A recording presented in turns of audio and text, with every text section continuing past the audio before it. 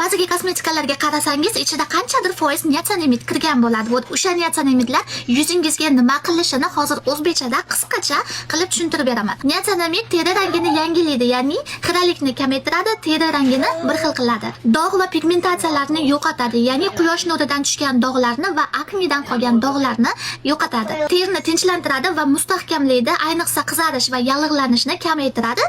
Sezgir yuzlar uchun juda ham yaxshi. Teri to'sig'ini kuchaytiradi, ya'ni namlikni yaxshi ushlab turadi va tashqi zararli omillardan yuzingizni himoya qiladi va yuzdagi barcha bo'ralarni tozalab yo'qotib yuboradi. Xulosa qilib aytganda, niasinamid yuzni silliq, sokin, sog'lom va tiniq qiladi. Erladay brendidan Pink Tox sivritkasiga 20% niasinamid qo'shilgan. Ushbu sivritkani ichiga 20% niasinamid qo'shilgani uchun yuzdagi har xil quyoshdan qolgan dog'lar va dashi ugridan qolgan dog'larni yo'qotib, yuzdagi bo'ralarni qisqartirib yo'qolishida yordam beradi.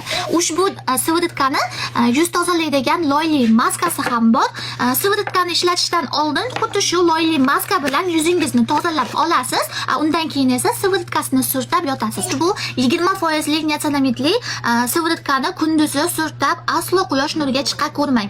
Yuzingizga dog' tushib ketishi mumkin. Shuning uchun kechqurun uxlashdan oldin shu sivritkani surtab yotsangiz, yuzingizdagi hamma dog'lar yo'qoladi va dashi yuzingizdagi bo'ralar ham yo'qolishni boshlaydi.